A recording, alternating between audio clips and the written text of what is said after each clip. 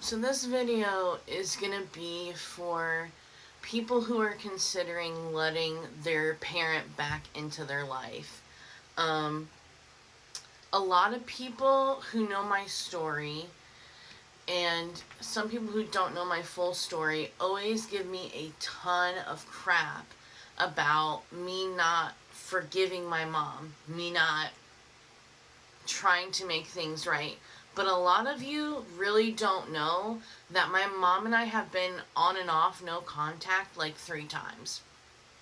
So let me give you a little snippet of what happened each time and why I've chosen not to go back and try and rehash it again. Like, I'm done for the foreseeable future. So the first time, when I was about 14 or 15, I think, because in the state of Florida you have to be 17 to tell a judge which parent you want to live with. Shortly after my mom told me that she understood why Andrea Yates drowned her kids in a bathtub, she eventually was like, you know what, get out of my house. She did this multiple times, and then would call the police and try and get my dad arrested and say that I had ran away and that he was harboring a runaway. And the cops believed her because they had no evidence to prove otherwise, and she was the one who called, not me. So I ended up going back, and then the second time was the time she said, get out of my house, you're not my daughter, I don't have a daughter. And then I finally moved in with my dad, and she left me alone as far as not calling the cops anymore. But she left voicemails on the house phone for probably about 6 months, calling me every name you could imagine you shouldn't call your daughter under the sun.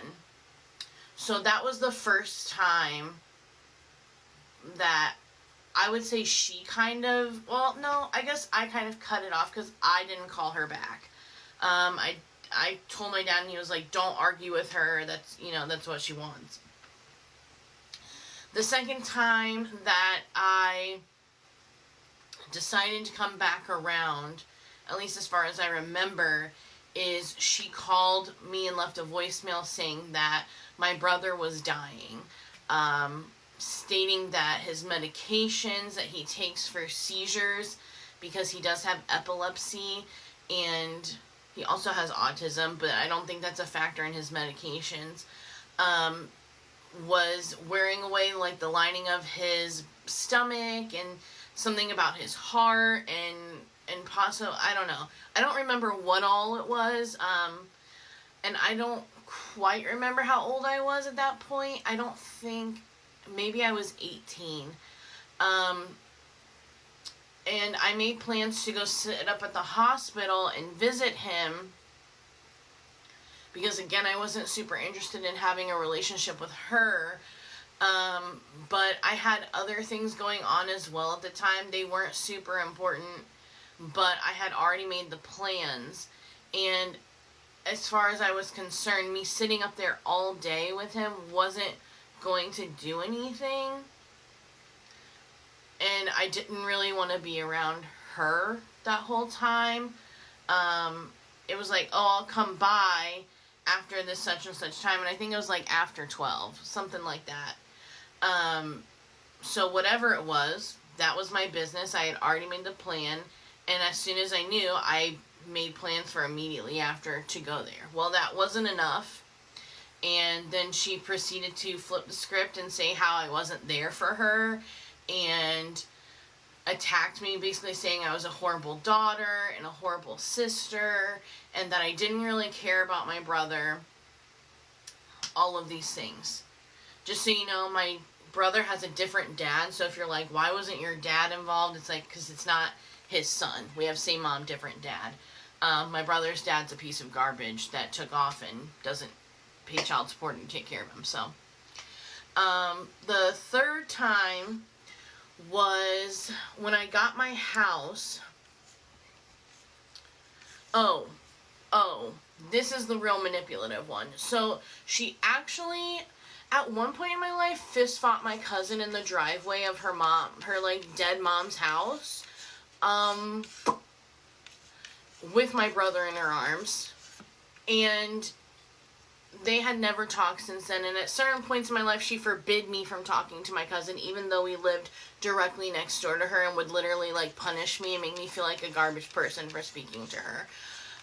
But when my mom figured out that I wasn't going to talk to her, she did this whole, like, you're a mom approach to my cousin, and, like, pulled on her heartstrings and, like, tried to smooth things over with her, which is great. I'm glad that they, like, made up in that aspect.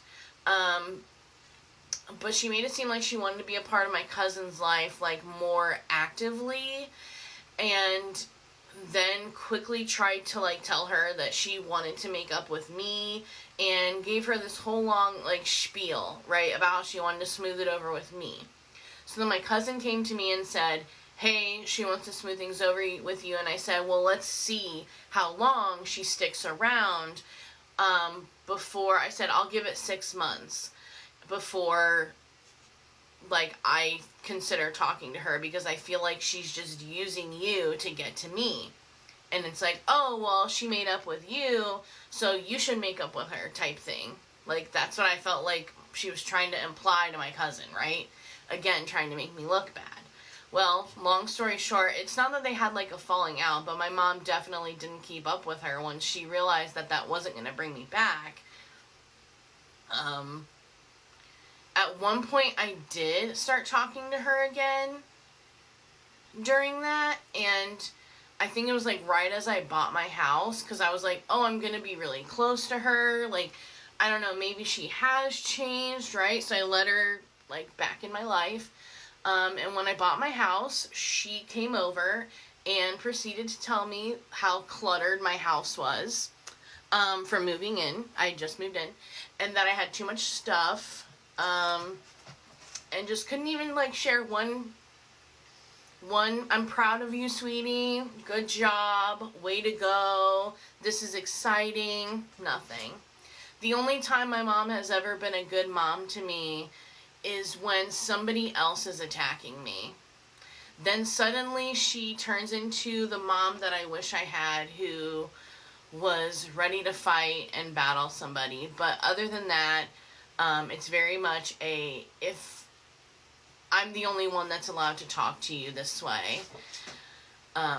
So, in case you're ever thinking, like, oh, they've changed, this last time I basically told my mom that until she goes to therapy on her own for, like, a substantial amount of time, like 6 months to a year, consecutively, like, in a row, sorry, my cat's attacking my foot, I'm not going to consider making and having a relationship with her.